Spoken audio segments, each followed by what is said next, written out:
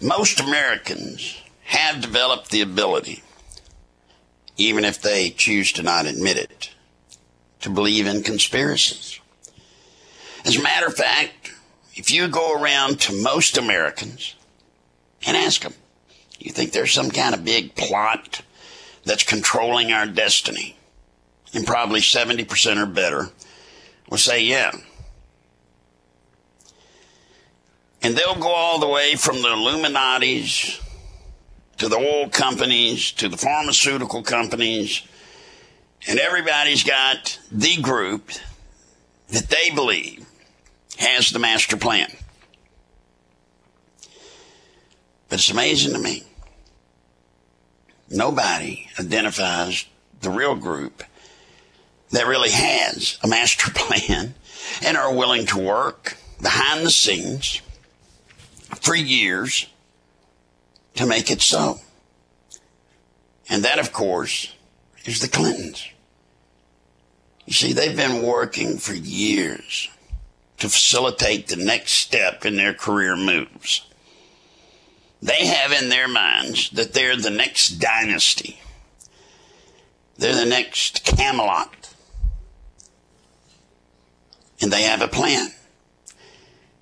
The plan benefits them, and the plan don't consider what it does to us, the American people, or the world. They don't care. As long as they're the big kahunas, they're in power.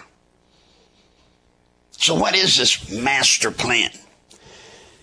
Well, as I've alluded to in other chapters, Hillary becomes the next president, and Bill goes to the UN. And then once that's complete, then the world as we know it will change. Because the next Clinton that gets in power will be the last Clinton that gets in power. You see, I hold my breath every day.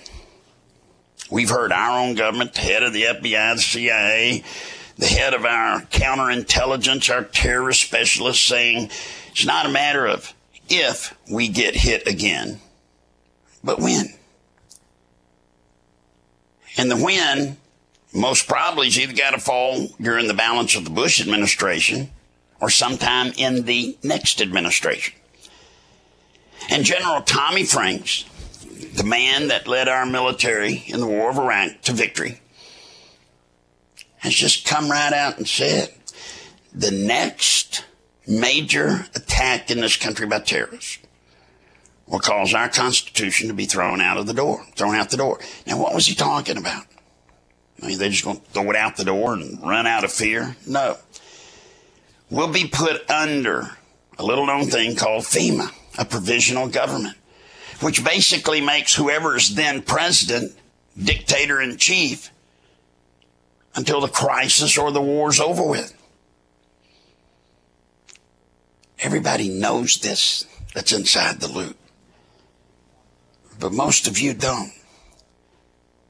Was that the plan? For Hillary to take over and then there to be a terrorist attack? Not necessarily. Their plan is for her to be president and for something to happen to facilitate her staying in power. And you say, well, Larry, I've kind of hung with you on some of the things you've talked about in this book. But this one's a little bit hard to believe. Well, let me set you straight. You see, the Clintons use a system that I helped build. It's more technologically advanced than any political scheme ever known in this country. They live by it, swear by it, and of course would die by it if it didn't work. But it works, and it works all too well. Paramount to the plan of the ultimate agenda for the Clintons is a thing called a 3D offense. Three-dimensional offense. It's what they do to win elections. See, most politicians wait until 1 year before the primary, go around, try to win the primary, and then once they get to win the primary, then they try to be the candidate that wins. It's not the way the Clintons play. You know, I was very clear, have said over and over again until I'm blue in the face. The day after the last election between George Bush and John Kerry, the Clintons went to work. But they had actually gone to work before that. You see, phase one of a three-dimensional offense that they will use involves looking at the market and positioning yourself to be where you need to be to win, and position other people that might cause you trouble out of position. Now, let's explain that. One of the reasons most people that are congressmen and senators never get to be president is because of their record, their public record, how they voted. And so when they start running for the presidency and everybody's left wing, right wing, but they have to come back to the middle to win the election. But to win your primary, you got to be hardcore left wing, hardcore right wing. So it's a fine art. How do you take your time in public office and during the primary show that you're the liberals liberal or the conservatives conservative, and then once you win, then you got to disavow all of your hardline leanings left to right and become a centrist? It's very hard to do. Very few do it well. So here comes Hillary. She runs for the Senate. And every vote she has ever cast in the Senate has been to position her where she'll need to be come the time she runs for president. See, it's going to be very difficult for all of you right-wingers to say, well, she's a liberal. Because her public voting record, folks, shows that she's not. Oh, she hit some liberal points to keep her base, the liberals, satisfied. But generally, her voting record, pure centrist. And to the mild conservative, you can look at her record and see that she's been more conservative than some Republicans. And you say, but now, if she does that, she's going to lose her base. No. The Clintons know the rule in politics called 40-40-20. She knows that the liberal 40% is going to vote for her. Well, how can she know that? Well, assuming there's going to be a conservative running, and they're not going to vote for a conservative. She also knows 40% that are conservative are going to vote against her. How's that if she voted conservatively? Because they're going to vote for the conservative. And everything comes down to the 20% in the middle. And it's called the 40-40-20. Well, she has run her time in the Senate purposely, dutifully, to facilitate her race for the presidency. And now her time has come. Well, that's part of one. That's phase one. That's part of it. Positioning her. But you got some other problems. There are people out there, assuming she runs as a Democrat, there are people out there in the Republican Party that pose her trouble. A couple that come to mind would be Tom DeLay and Karl Rove. Well, why those two? Tom DeLay gets his power in Washington for his ability to raise money. He is the whip. He's the guy that can raise money for a congressional seat, a gubernatorial seat, a Senate seat. He's the man. Karl Rove is arguably known as the brain trust that has caused all of these Republican victories. So those would be the two people that would get in Hillary's way. What I need to tell you about some things that are happening. All of a sudden, Tom DeLay is indicted. Going to be drawn in front of a judge in a court in Texas for gerrymandering districts making Republicans win in Texas. Remember that? Folks, that's not by chance. That's on purpose. Well, then what about Karl Rove? Well, they got sidetracked a little bit. You know, the opening volley of indictments did not include Karl Rove. Don't mean it won't. It just didn't, or it hasn't yet. It did, however, get Scooter Libby. And you can't talk about one in the media without them talking about both. It's the most incredible case I've ever seen. It's about outing a CIA agent that the prosecutor could not charge anybody with because it turns out the way it was done and the way everything actually happened, it couldn't be considered outing a CIA agent, so nobody broke the law.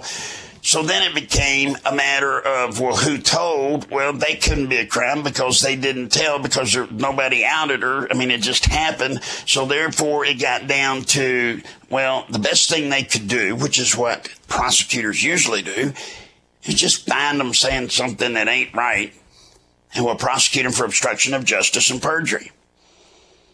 And you say, well, that can't be very serious. Hey, ask Martha Stewart. You see, you don't understand. Some of you live by the rule of law that we've always grown up believing was so. One's innocent until proven guilty.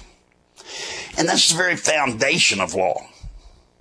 You have to be innocent so that the prosecutors must prove your guilt. Foundation of law, it works like a sewing machine, except, you know what, it's changed. It ain't that way now. Now, Scooter Libby, Karl Rove, Tom DeLay, you, your wife, your kids, if you're drawn in and prosecuted, you are now by the media guilty unless you can prove you're innocent. And that's where the laws broke, see? That's where it all broke down. Because if you're innocent, you can't prove you're innocent because you're just innocent. You can't prove you're not guilty of something if you didn't do it. And that's why our forefathers said you must be presumed innocent until proven guilty. But it don't work that way now. And like Tom DeLay found out, like Scooter Libby has found out, Karl Rove will find out, and I pray you never do. When a mean old prosecutor comes at you, between he and what he can do with the media that you don't have the power to do, it's going to be all over the place. You're guilty. And you're going to walk in a courtroom and you're going to have to prove you didn't do something that you didn't do. So how else can you prove you didn't do it? It's broke.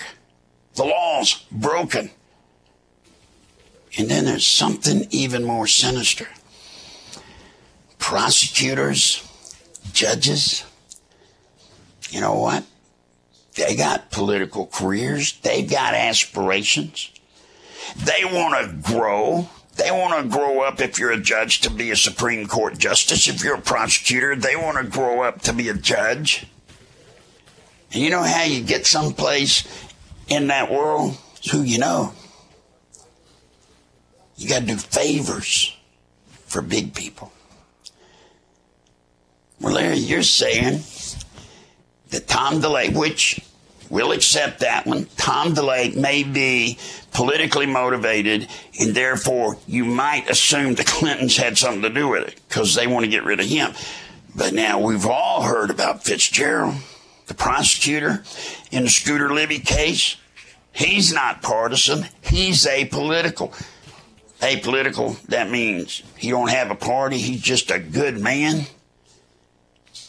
Well, folks, somebody forget to tell you in the media that he's 62-1.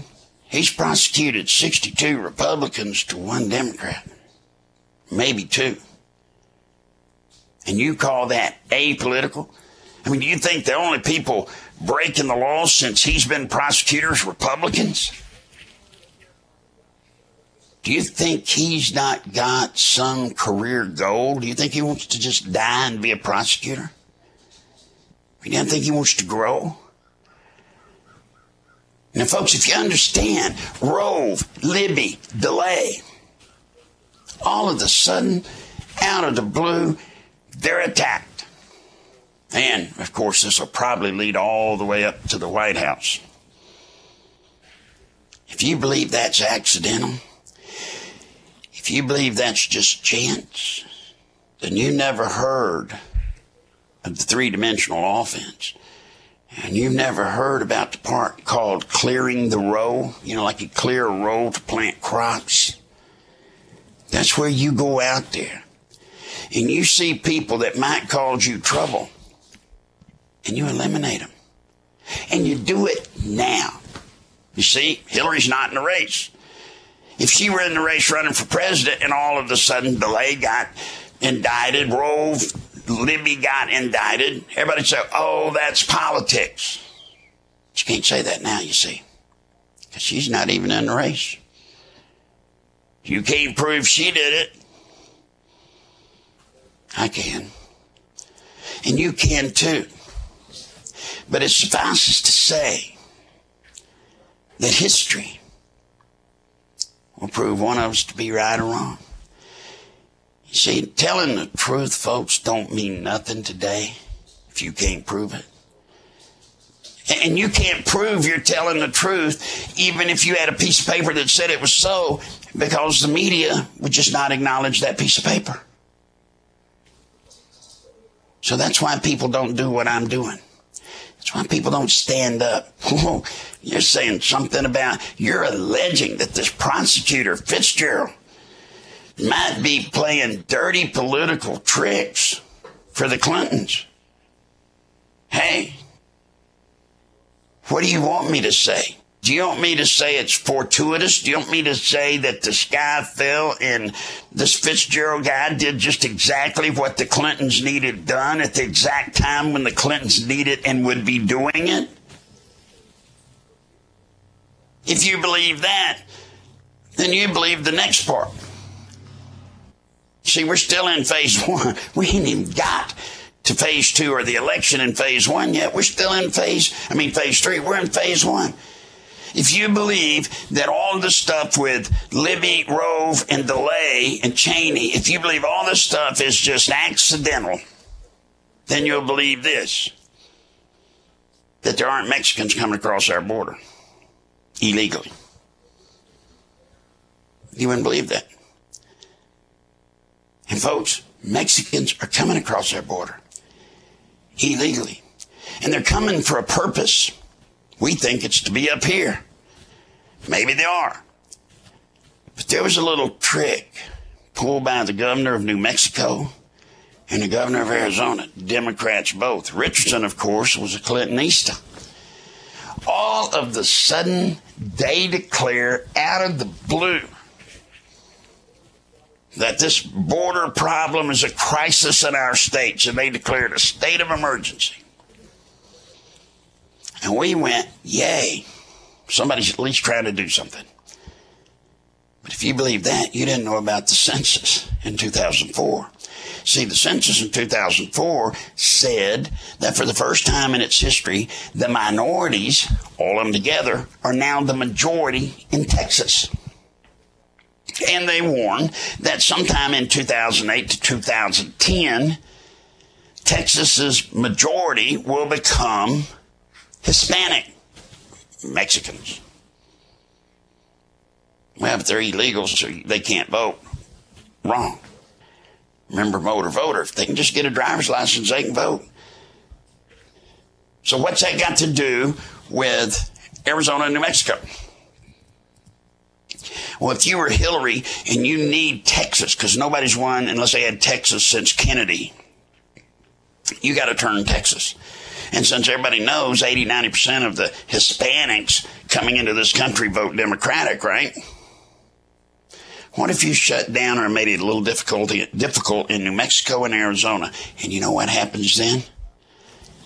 They come up through Texas. When they come up through Texas, you force that 2008 to 2010 projection on the changing of the majority to become realistic and to happen by 2008.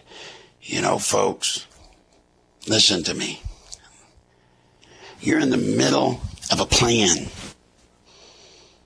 A plan that is significant and it's real. It's as real as walking out your door and touching the dirt in your yard. And I'm trying to warn you. And phase 1 of the 3D offense is significant because they're leveling the playing field. I say leveling it, they're tipping it to their favor. And folks, the next chapter is all about phase 2 and how you eliminate people that might cause you trouble.